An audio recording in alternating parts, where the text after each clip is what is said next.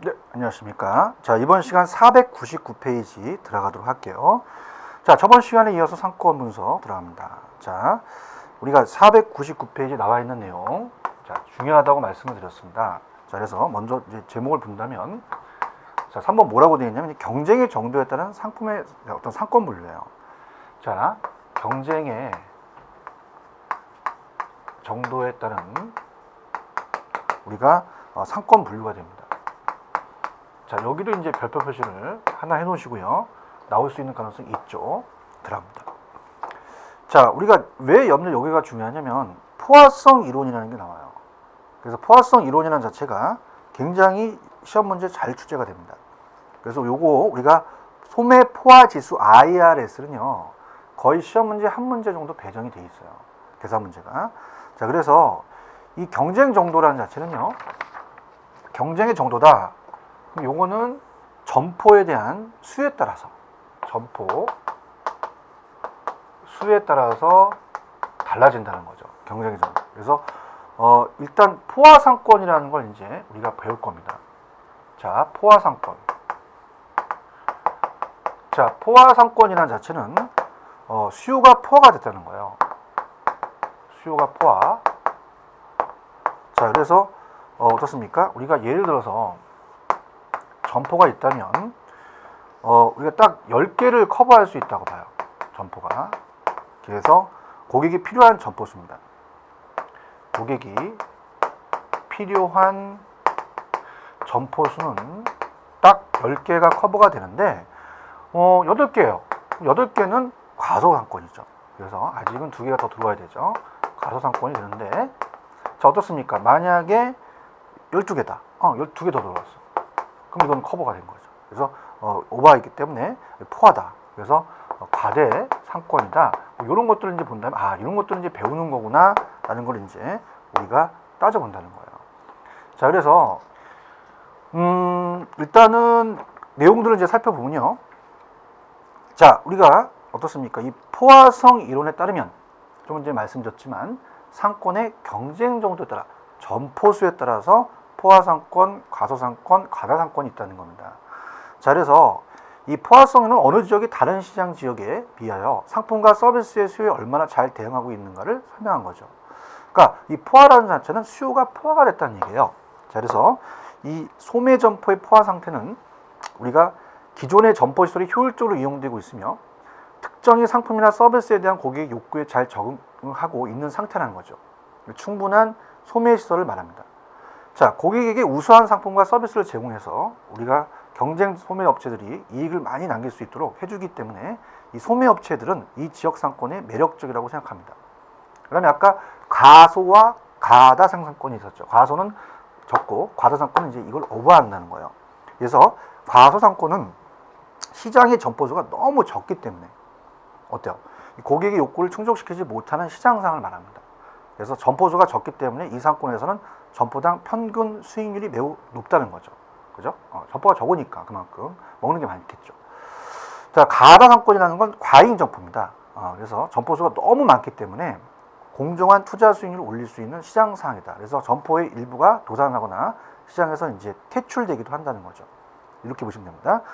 자, 그다음에 이제 독점과 과점이라는 게 있는데요. 자, 우리가 독점이라는 다 불안전 시장이죠. 자, 독점이라는 건 하나 업체입니다. 한국전력공사 같은 거. 근데 우리가 과점 상권이라는 것은 통신사를 예를 들 수 있죠. 우리가 뭐 SK, KT, LG 이렇게. 자, 어떻습니까? 자체적으로 과점 상권은 이 특정 상품이나 서비스를 몇 개의 점포가 가점하여 판매하고 있는 상권이다. 그래서 과점 상태라고 한다는 것은 이 서로 다른 점포들이 폐업을 하거나 신규 점포가 출점할 수 있는 상태인 것은 아니다. 과점 상권은 포화성 이론에 기초하여 경쟁 정도에 따라서 구분되는 개념은 아니다. 이렇게 됐습니다. 그것도 하나 참고적으로 보시기 바랍니다. 그래서 자, 이번에 사이드로 포화상권, 과소상권, 가다상권을 물어보면서 우리가 과점상권도 물어볼 수 있다는 얘기입니다. 자, 근데 중요한 것은 밑에 우리가 포화성 이론에다가 별표를 땡 쳐주시기 바랍니다. 요게 이제 시험 문제예요. 자, 포화성 이론이라는 자체가 자, 아까도 말씀드렸지만 뭐가 출제 빈도가 높냐면 자, 이건 이제 별표 표시를 3개 정도 하시면 됩니다. 거의 출제된다 봐야 돼요. 자, 우리가 IRS라는 아까도 말씀드렸지만 소매 포화 지수라는 게 중요합니다. 자, 얘는 문제가 하나 정도 배정이 됐다고 봐야 돼요. 자, 그럼 얘는 어떻게 돼야 계산하냐? IRS라는 것은요. 자, 이건 어떻습니까? 계산 방식이 자, 위에가 수요입니다. 수요. 그래서 수요가 많을수록 고객들의 수요가 많을수록 당연히 IRS에 대한 포화 지수는 맞고요. 자, 면적은 반대예요. 면적은 커야 되는 게 아니라 면적은 작아야 됩니다. 그래서 요거는 반비례한다. 이렇게 봅니다. 자, 그래서 어떻습니까? 개별 점포에 대한 매장이에요. 자, 이거는 이제 개별 점포에 대한 매장이다. 자, 이 한 개의 점포 매장이 만약에 개별 점포가 한 개의 점포 매장이 어떻습니까? 만약에 뭐 10제곱미터다. 그러면 다른 점포도 만약에 10제곱미터다라고 한다면요. 자, 이게 많이 생겨. 그럼 면적들이 많다는 것은 경쟁업체들이 많아진다는 얘기예요. 그러면 이게 면적이 많게 되면 우리가 어떻습니까? 포화지수는 작아진다는 거죠. 그래서 면적이 우리가 적을수록 소매 포화지수는 크다는 거죠. 그래서 우리가 소매 포화지수라는 것은 이렇게 해서 계산하는 겁니다. 자, 그러면 우리가 이론을 한번 들어가 볼게요. 자, 그렇다면은 이 포화성 이론이라는 건 뭐냐? 자, 소매섬 시설의 수, 공급과 용도, 수요의 균형을 설명하는 이론이다. 여기서 과소점포 상태인지 과잉점포 상태인지를 알려주는 거예요. 그래서 IRS. 그래서 이제 소매 포화 지수는 일정한 지역 내에 어떤 상품과 서비스에 대한 소비자의 욕구를 충족시킬 수 있는 소매 점포가 얼마나 있는가를 나타내는 지표입니다. 자, 그래서 만일 소매 포화 지수가 다른 지역의 상권보다 높다면 어떻게 돼요? 점포당 매출액이 크다는 얘기죠. 그죠? 그래서 그 점포가 부족하다는 거예요. 매력적인 상권을 얘기하죠. 자, 그래서 우리가 어떻습니까? 이 소매 포화 지수라는 자체가 굉장히 중요하다는 겁니다. 그래서 우리가 상권을 조사해서 도소매 입지 조사를 할 때 이 소매 포화 지수를 가지고 입지 조사를 한다는 얘기예요. 그 다음에 출점을 하겠죠. 자, 그래서 이건 너무 중요하기 때문에 문제를 한번 볼게요. 우리가 621페이지로 가시면 자, 문제가 하나 기다리고 있습니다. 자, 621페이지 가시면 자, 우리가 2번 문제입니다. 그러니까 21번 문제죠. 자, 621 바로 갑니다. 21번. 자, 상권 수요와 시장 잠재력에 대한 설명에다 가장 올바르지 않는 것은 정답은 2번이 정답이에요. 자, IRS에서 주변 상권의 질적 수요를 활용한다는 장점을 지니고 있지만 상권의 미래 수요를 반영하지 못한다는 단점이 있다. 아니죠. 우리가 이 소매 포화 지수의 시장에 대한 그 지역 시장의 수요는 물론 우리가 공급에 종합적으로 측정할 수 있는 지표입니다. 그래서 신규 점포에 대한 시장 잠재력을 측정할 때 유용하게 사용됩니다. 그러나 이 IRS는 경쟁의 양적인 측면만 고려되고 질적인 측면을 고려하지 못한다는 점과 미래의 신규 수요를 반영하지 못한다는 점에서 비판을 받고 있어요. 그래서 또한 어때요? 우리가 거주자들이 지역시장 밖에서 쇼핑 정도에 따른 것을 반영하지 못한다는 문제점이 있죠. 그래서 이거는 우리가 어떻습니까? 2번은 틀렸다고 봐야 돼요. 이런 식으로 나올 수가 있어요. 그래서 여러분들은 이렇게 해서 그 문제랑 연결시켜 주시고요. 그 다음에 넘겨보시면은 자, 상권 전략이라는 게 나옵니다. 그 상권 전략도 이것도 이제 우리가 한번 기출이 된 적이 있었는데요. 자, 일단은 요거는 밑줄만 쳐볼게요. 자, 상권 전략은 대상권 전략, 그 다음에 소상권 전략, 그 다음에 분할상권 이렇게 나눈다. 이렇게만 보시면 되는데요. 자, 말 그대로 이제 대상권 전략이라는 것은 우리가 어떻습니까? 이 대체로 상권 인구가 뭐 5만 명 이상의 상권을 대상으로 고급품, 전문품으로부터 선매품 및 실용품을 이루는 광범위한 상품 구색을 취급한다. 그죠? 상권이 몇 개나 있느냐 이건데요. 그래서 주로 직객형 상품에 주력하므로 우리가 직객형 교통 요소가 이제 중요하겠고, 소상권이라는 건 뭐예요? 작은 거죠. 대체로 상권 인구가 이제 3,000명 이상 이 상권을 대상으로 선매품, 그다음에 실용품. 자, 여기서 선매품과 실용품이 들어가는데 절대 고급품하고 전문품은 안 들어가죠. 이것 좀 기억하셔야 됩니다. 그래서 이런 걸 중심에 상품에 대한 구색을로 갖추고 있다. 주로 여성이 구매하는 전체 수요형 상품에 주력한다. 그래서 이 소상권 내에서는 교통요소의 중요, 교통요소와 품목 증대가 중요하며 목적형 구매를 구매할 수 있다는 거죠. 우리가 만약 예를 들어서 목적형 구매라는 건 뭐예요? 자, 우리가 딱 정해졌잖아요. 뭐 옷을 산다? 그럼 동대문, 남대문을 가야 되잖아요. 그런 것들이 이제 딱 정해졌다는 거죠. 그래서 우리가 대상권 전략에서는 고급품과 전문품, 선매품, 실용품이 있는데, 자, 어때요? 소상권은 여기서는 고급품과 전문품이 빠지는 거나 정도를 체크를 하시면 됩니다. 그 정도만 체크를 하시고요. 자, 그래서 이제 마찬가지로 밑에 초대상권 전략 같은 거는 뭐 특수 전문점, 그 다음에 특수 업종의 직접 하이퍼마켓 같은 거, 앞쪽에서 하이퍼마켓은 우리가 유통물에서 배웠습니다. 취급 상품은 이제 특수 디자인 상품, 그 지역만 우리가 하다 보니까 맨 밑에 가시면 초소상권 전략으로 갈게요. 그럼 반대적인 거죠. 그래서 초대상권과 초소상권만 이렇게 구분하시면요. 자, 맨 밑에 초소상권 어떻습니까? 요거는 편의점 일반점이고, 그 다음에 취급상품은 식료품, 일용잡화, 서비스라는 거죠. 그래서 요거는 좀 우리가 작기 때문에 뭐 반경이 한 500m에서 1km 요 정도의 일상성에 우리가 수요를 대상으로 하는 고점유 전략이다. 이렇게만 보시면 되고요. 그 다음에 이제 오른쪽에 가시면 이 소상권 전략에 이제 신설점이라는 게 있어요. 밑줄만 쳐보시면 처음부터 크게 하면 망한다는 거죠. 그래서 이 신설점은 소상권 전략에 따라서 출점하는 것이 합리적인 경우가 많다. 그래서 우리가 신설점은 소상권 전략을 한다. 이렇게 가시고요. 그 다음에 이제 시장이 성장하는 단계에서 도심의 상업지구는 대상권 내 고객을 대부분 흡입할 수 있으므로 대상권 전략을 전제로 대형화하는 전략은 이제 포기됩니다. 이렇게 보시고요. 그러나 이제 시장이 너무 또 이제 성숙 단계로 접어들게 되면 이 대상권은 여러 소상권 전략을 따르는 점포 출점을 인해서 고객은 어떤 집 근처 상점가에서 구매하게 되어서 이 도심 상업 지역까지는 오지 않는다는 얘기예요. 그렇게 체크하시고요. 그러면 도심 상점가에는 고객 유인이 차단돼서 선매품이나 편의품 대다수는 이제 소상권의 점포인 양판점에 의해서 판매되기 쉽다. 이렇게 보고요. 자, 분할 상권이라는 건 뭐예요? 기억해 보시면 대형 점포의 급격한 증대로 상업 도시에서 소형 점포의 정황이 강화되며 우리가 대형 점포의 점유율 일정한 수준에 안정화됐다는 겁니다. 그러면 자, 요거 정도 한번 체크해 보세요. 자, 여기서 여러분들 제가 요거는 이제 별표 표시를 하나 해두라는 것은 기출이 됐었습니다.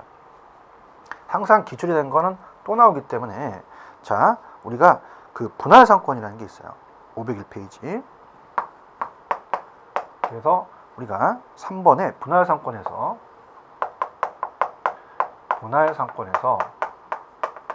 중요한 게 있습니다. 분할 상권에서 뭐가 중요하냐? 자, 우리가 미음번 체크해 볼게요. 요게 이제 기출이 돼서 문제를 확인해 볼 텐데요. 대형 점포와 소매 점포가 공존하는 분할 상권 시대가 도래되면 단일 상권을 전제로 하는 대형 점포의 과잉 출점은 어떤 소형 점포의 과잉 출점을 초래해서 경영 성과가 악화되거나 사회적 낭비가 초래된다는 거죠. 따라서 어떻습니까? 우리가 국가적인 관점에서 총량에 대한 출점 규제가 필요하다는 겁니다.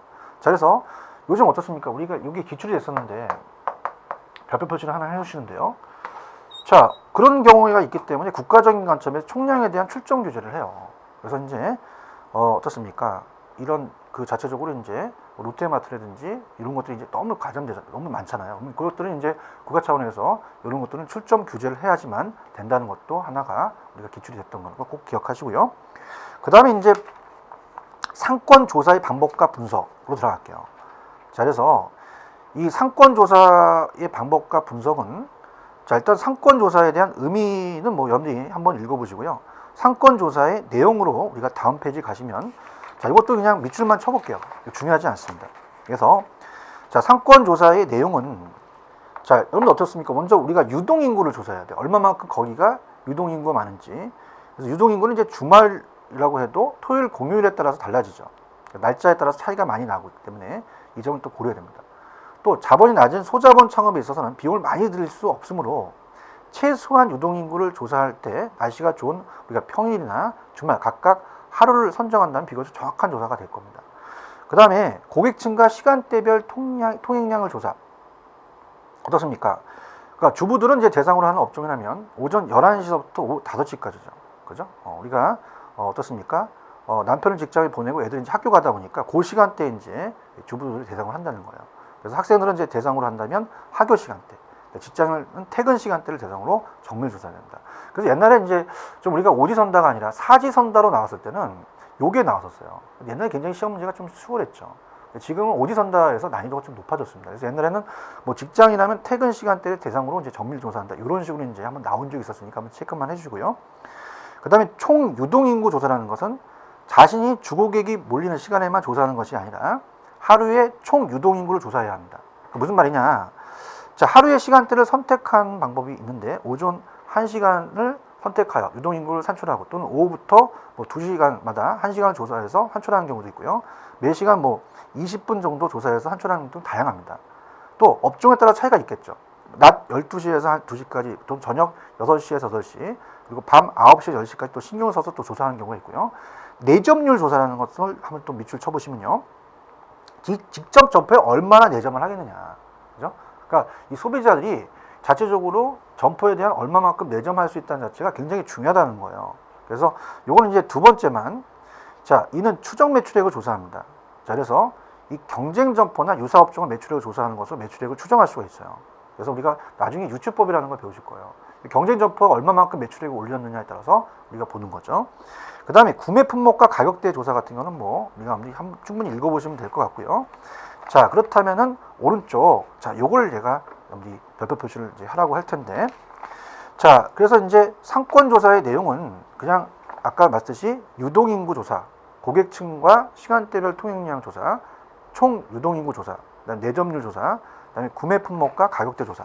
그래서 이 내점률 조사라는 것은 어떻습니까? 우리가 예를 들어서 경쟁 점포와 유사 점포를 봤을 때 뭐 순댓국집이 있으면 몇 명 정도 왔다 갔다 하느냐, 이거 이제 매출액을 따질 수 있다는 거죠. 뭐 이런 것들을 따지기 때문에 요거는 뭐 그렇게 출제 빈도가 높지는 않습니다. 근데 제가 별표 표시를 하라는 것은 503페이지입니다. 여기 중요합니다.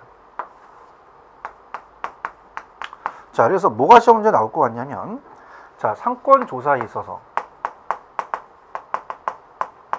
상권 조사에 우리가 해서 자, 고려해야 할 사항이 있다는 얘기죠. 고려사항. 자, 요거는 좀 염두에 주의 있게 보셔야 돼요. 자, 그래서 별표 표시는 하나 해놓으시고 문제를 또 확인할 텐데요. 자, 일단은 우리가 기억번은 뭐 점포의 이 기본 환경 조사라는 건 그냥 밑줄만, 점포 위치나 점포의 형태, 규모, 도로와의 접근성, 뭐 주변 환경, 주차 용이성, 지역 특성, 경쟁 점포, 각종 규제 점포를 조사해 평가하기에 따른다는 건 그냥 별표만 하시고요. 밑줄만 쳐놓으시고, 그러니까 니은도 마찬가지입니다. 상권을 세분화하여 분석하는 것도 그렇게 중요하진 않아요. 자, 그렇다면은, 자, 우리가 디귿번이 중요합니다. 요거 이제 별표처럼. 자, 상권 조사에는 일단 유동인구입니다. 유동인구와 주변 상권의 관계를 고려해야 된다. 요거 중요합니다. 그래서 유동인구와 그 다음에 주변 상권의 관계를 주변 상권의 관계를 고려하자. 자, 요게 이제 염두의 핵심이에요. 자, 그러면 자, 어떻습니까? 그 점포의 핵심 고객층을 설정을 하려면 일단은 점포 주변과 상권의 유동인구 수는 물론 연령대라든지 성별, 구성비, 뭐 예를 들어서 뭐 호프집은 뭐 대학가에 뭐 신촌, 강남 이런데, 또 우리가 어떻습니까? 노인을 대상한다면 뭐 종로 탁골공원 이런 데는 이제 한번 마케팅을 하는 거죠. 그럼 이런 것들이 이제 유동인구와 주변 상권 관계가 중요하다는 얘기예요. 자, 그래서 밑에 어떤 생활용품 전문점과 같은 판매업의 경우는 주변 상권과의 관계를 고려해야 됩니다. 그래서 선매품으로 고객이 여러 점포를 다니면서 고객을 이제 비교하잖아요. 그래서 가격, 디자인, 색상, 품질을 비교하기 때문에 이런 것들이 이제 유동인구와 주변 상권의 관계가 굉장히 중요하고요. 그 다음에 니을번은 점포의 접근성, 가시성, 편의성을 이제 보는 거죠. 그래서 접근성이 가장 중요하겠고요. 잘 보이느냐, 가시성, 그 다음에 우리가 편의하게 이제 구매할 수 있냐, 이런 것들 이제 보고, 뭐 기타라는 자체는 뭐 여러 가지 창업 자금의 규모 같은 건데, 자, 요게 이제 나올 수가 있다라고 하면요. 자, 바로 문제를 확인하는 게 좋아요. 그래서 우리가 613페이지 바로 51번으로 확인해 볼게요. 들어갑니다. 613 가시면, 자, 우리가 그 5번 문제가 있습니다. 자, 그럼 바로 확인해 볼까요? 자, 다음 중 상권조사의 고려사항으로 보기 어려운 것은, 자, 상권을 세분화해서 분석한다. 자, 유동인구 및 주변 상권의 관계가 미고려됩니까? 관계가 고려되죠. 그죠? 뭐 이런 거. 그래서 이런 것들은 가벼운 거예요. 그래서 이제 보통 이제 오지선다로 낸다면은 글씨 갖고 장난을 쳐요. 그죠? 그래서 밑에 해설을 보시면 상권을 세분화해서 분석한다. 유동인구 및 주변 상권의 관계를 고려한다. 미고려한다는 건 말도 안 맞죠. 그 다음에 점포의 기본 환경을 조사한다. 입지의 개발 전망, 주거지와의 거리 이렇게 되는데, 나온다면 뭐 고려한다, 안 고려한다, 이걸 바꿔낸단 말이에요. 그러니까 출제원들은 딱 오지선다를 딱 내서 아 요거다. 그렇다면 이 글씨에서 바꿔낼 것이 뭐냐? 이 고려 미고려죠. 그래서 항상 기출문제라는 것은요. 자 고려한다 안 한다. 그죠? 그래서 뭐 불인정한다 인정한다. 뭐 이런 것들이 이제 많이 시험 문제 나와요. 여러분들 이거는 숙지를 하실 내용이에요. 그죠? 그래서 아 이거 오지선다 있다. 이렇게 나오겠다는 자체는 꼭 체크를 해보 보실 겁니다. 자, 그다음에 그렇게 해서 아 그렇게 하면 이게 여긴 잡을 수 있겠다라는 걸 생각하시고요. 그다음에 이제 상권조사의 절차요. 항상 절차라는 게 중요합니다. 근데 상권조사에 대한 절차라는 자체는 자 우리가 이제 이 전체적인 상권조사를 조사할 때 이 조사 방법이 딱 두 가지가 있어요. 그래서 이제 이건 물론 제가 이제 네 과목을 다 강의하면서 여러분들이 가장 장점적인 것은 어떻습니까? 연결이 된단 말이에요. 그죠? 그래서 이제 우리가 마케팅이라든지 아니면 이런 데서도 상권조사라는 게 나옵니다. 그래서 우리가 전수조사와 표본조사라는 게 나와요. 자, 그러면 여기서 내용은 상권조사의 절차는 간단하게만 돼 있지만 자, 503페이지 나와 있는 거에 필기를 해 두셔야 됩니다. 뭘 해 두시냐? 자, 내가 상권조사를 하겠다. 그럼 상권조사에 절차가 있을 거란 말입니다. 그러면 자, 두 가지예요. 전수조사하고 표본조사가 있습니다. 자, 요게 여러분들이 시험 문제 떠요. 두 가지가. 그래서 전수조사라는 것은 전체를 다 조사하는 겁니다. 그죠? 그래서 이제 어때요? 소규모 점포라든지 지역이 작다. 그러면 소규모 점포라든지 지역이 작아요. 지역이 작다. 그러면 이거는요 무작정 그냥 다 분석을 해버리는 거예요. 어차피 내가 먹고 살아야 되니까 이 점포를 분석할 때 무작정 그냥 다 조사하는 거죠. 왜? 소규모고 지역이 작으니까. 그래서 전체 조사를 해버립니다. 근데 전수 조사를 해버리면 비용 시간이 많이 들어가죠. 그래서 비용과 시간이 굉장히 너무 많다는 얘기죠. 근데 표본 조사는 시작이 넓어. 샘플링. 그러니까 상권의 범위가 너무 넓어버리면 그걸 조사한다는 어마어마한 비용이 많이 들어가요. 그죠? 그래서 하나의 샘플링으로 우리가 딱 표본을 이제 끄집어내는 거죠. 표본 추출을. 그래서 샘플링으로서 하나를 끄집어내. 당연하죠. 그래서 샘플링 조사를 합니다. 그래서 전부품 같은 건 상권의 범위가 넓기 때문에 하나를 딱 끄집어내 갖고 요걸 딱 조사한 다음에 요게 전체적인 거겠다는 걸 끄집어낸다는 거죠. 그러면 당연히 비용 시간과 과다하지 않고 적다는 거예요. 그러면 제가 출제원이라면 요거 바꿔낼 수 있겠죠. 그죠? 그래서 요 두 가지를 딱 머릿속에 두셔서 상권조사는 전수조사, 표본조사가 있구나. 이렇게 해서 우리가 들어가는 거죠. 자, 그러면 상권의 조사의 절차가 어떻게 되느냐? 들어갑니다. 자, 일단은 2차적 이 지역 정보 수집. 우리가 이제 정보라는 것이 1차 자료와 2차 자료가 있습니다. 자, 그럼 1차 자료는 2차 자료에서 우리가 간행물이든지 기존의 출판물 정보를 수집하는 겁니다. 그래서 그걸 수집한 다음에 내가 직접 1차 자료를 구하는 거죠. 그래서 지역 상권에 대한 상권 지도 작성을 하고 상권 내 지역에 대한 관찰 조사, 그다음에 직접 방문에 의한 정성적 성질이라든지 정량적 조사가 실시 등의 순서로 진행을 됩니다. 그래서 이런 것들이 이제 순서지만 이 조사하려면 이 조사는 전수조사와 표본조사가 있다는 것도 여기다가 집어넣고 여러분들 꼭 숙지하시기 바랍니다. 자, 그 다음에 우리가 이제 제2절 자 우리가 상권 결정, 상권 설정 및 분석으로 이제 들어가도록 할 겁니다. 자, 그래서 제1절이 좀 중요합니다. 제1절의 내용이 이제 중요하니까 제가 체크하는 것 좀 체크를 해두시면서 우리가 별도 표시한 거 있었죠. 체크를 하시고요. 제2절에서는 우리가 상권 설정 및 분석으로 갑니다. 상권 설정 및 분석. 그래서 상권 설정 및 분석에 대해서 우리가 한번 보는데요. 자, 일단 상권 설정에 대한 요소라는 자체는 뭐 그렇게 중요하진 않지만 이 상권에 대한 범위의 결정 요소 정도는 이제 한번 볼게요. 상권의 범위의 의의는 상권의 범위는 뭐 한번 읽어보시고요. 자, 니은번에 보시면 상권의 범위는 여기 밑줄 쳐보세요. 자, 중요합니다. 점포의 규모에 비례한다. 매장 면적에 따라 상권의 범위 틀리겠죠. 그 다음에 이 비례해서 커지는 것이 이제 일반적이고요. 그 다음에 즉 대형 슈퍼마켓과 편의점을 찾는 고객의 상권을 비교해 보면 자, 우리가 이마트나 이마트에 있어도 멀리 있어도 간다는 얘기죠. 그래서 우리가 어떻습니까? 그만큼 대형 슈퍼마켓을 찾는 고객의 상권이 더 크죠. 그 다음에 교통편이 양호하고 번화가 입지할수록 점포의 지명도가 높을수록 상권의 범위가 확대된다는 겁니다. 또한 선매품과 점호품을 취급하는 점포의 상권이 편의품을 취급하는 점포보다 상권 범위가 또 우리가 더 크다라는 것들을 이제 염두에 숙지하시기 바랍니다.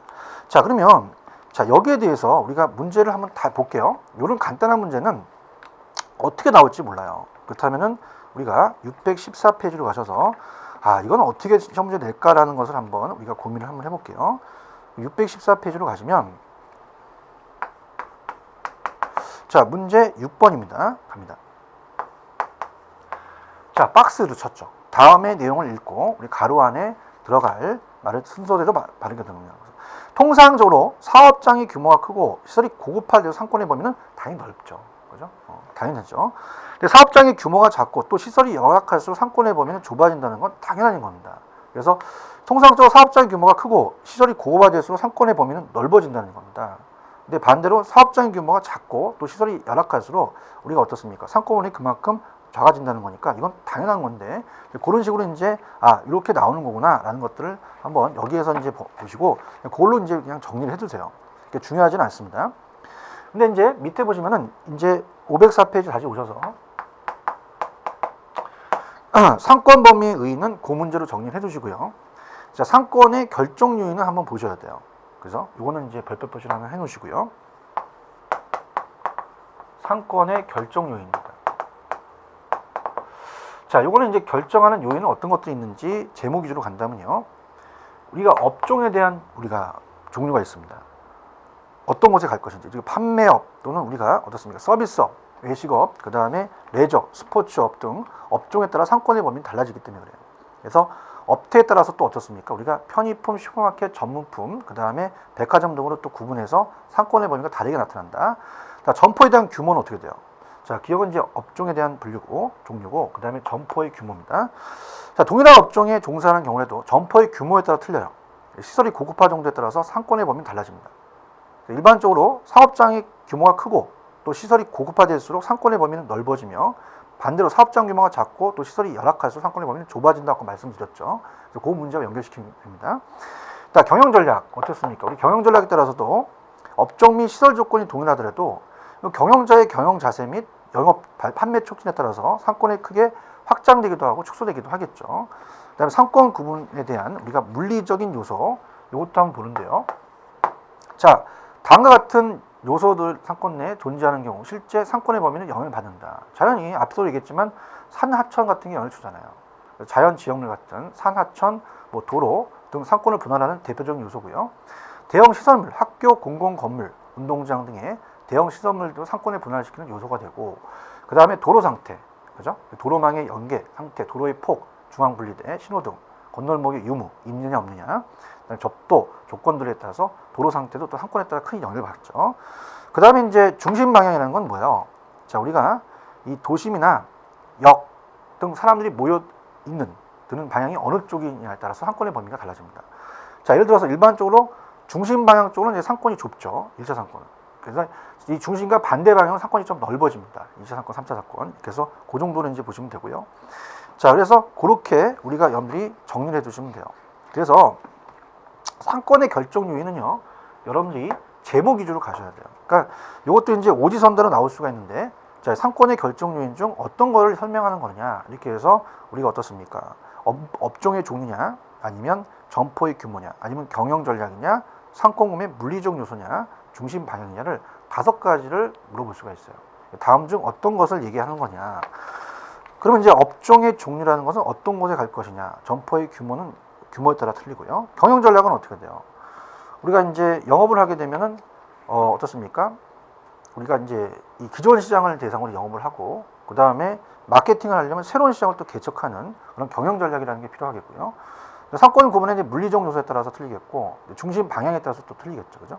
그렇게 염두에 우리가 보시면 됩니다.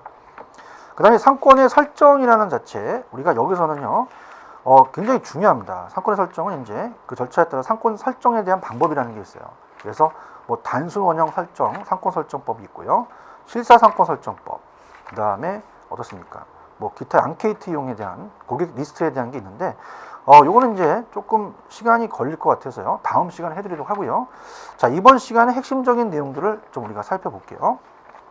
자, 이번 시간에서는 여러분들이 어디서부터 이제 우리가 배웠느냐면, 자, 우리가 여러분들이 그 점포에, 경쟁 점포에 따른 상권에 대한 분류서부터 나가셨어요. 그래서 여기서부터가 이제 중요하다고 말씀을 드렸죠. 그래서 우리가 이 499페이지 가시면 포화상권, 가소상권, 가다상권이 있다. 그럼 포화 상태는 이 경쟁 점포에 따라 점포수에 따라서 경쟁 점포 정도가 다르고요. 그 수요가 포화된 상태다. 그럼 우리가 커버가 10개라면 8개는 가소, 12개는 과대. 그래서 포화상권, 가소상권, 가다상권인데 여기에요. 과점상권이라는 걸 넣어서 우리가 이 네 가지를 가지고 물어볼 수가 있어요. 그러니까 충분히 여러분들 오지선다에서 어떤 상권을 얘기하는 거니 이렇게 나올 수 있으니까 각각을 우리가 보시고요. 그 다음 밑에 포화성 이론에는 아마 제가 별표를 3개 치라고 했어요. 거의 출제됩니다. 소매 포화 지수는 매년 나와요. 그래서 여러분이 아까 그 문제 봤던 걸 다시 한번 숙지를 하시고요. 그 다음에 이제 중요한 부분은 뭐 그게 이제 이번 시간에 가장 중요했고요. 그 다음에 이제 어떻습니까? 이 상권에 대한 전략에서는 대상권 전략, 소상권 전략, 분할 상권에서 좀 체크했죠. 그래서 분할 상권의 미음번을 좀 체크했습니다. 대형 점포와 소형 점포가 공존하는 분할 상권 시대가 도래되면 단위 상권을 전제로 하는 대형 점포의 과잉 출점을 해서 소형 점포의 과잉 출점을 초래해서 경영성과가 악화돼요. 사회적인 낭비를 초래하기 때문에 따라서 국가적으로 가점에서 총량에 대한 출정 규제가 필요하다는 게 중요합니다. 요거 그래서 저도 이제 기업 SSM에 대한 슈퍼마켓에 대해서 논문을 썼습니다.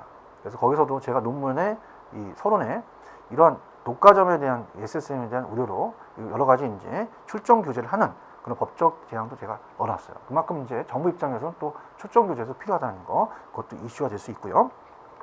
그 다음에 이제 넘겨보시면은 뭐 어떻습니까? 우리가 그 페이지 503페이지 상권조사에 고려할 사항 중요하다고 그랬어요. 그래서 점포의 기본 환경조사, 상권을 세분화하여 분석, 유동인구와 주변 상권의 관계가 미고려가 아니라 고려입니다. 그래서 오지선다에서 이걸 제가 노린다고 말씀을 드렸고요. 그 다음에 상권의 조사에 대한 절차에서는 자 물론 503페이지 밑에 절차가 중요하지만 우리가 전수조사와 표본조사를 나누라 그랬습니다.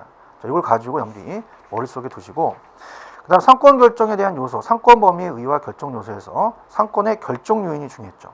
그래서 업종의 종류, 점포의 규모, 경영 전략, 상권 구분의 물리적 요소 중심 방향으로 여러분들이 공부를 하라고 하셨고요. 자, 그 다음에 이제 여기까지 하고 상권에 대한 설정, 왜냐하면 상권 설정의 방법이 중요합니다. 여기는 다음 시간에 자세하게 해드리도록 할게요. 자, 이번 시간 여기까지 하겠습니다. 수고하셨습니다.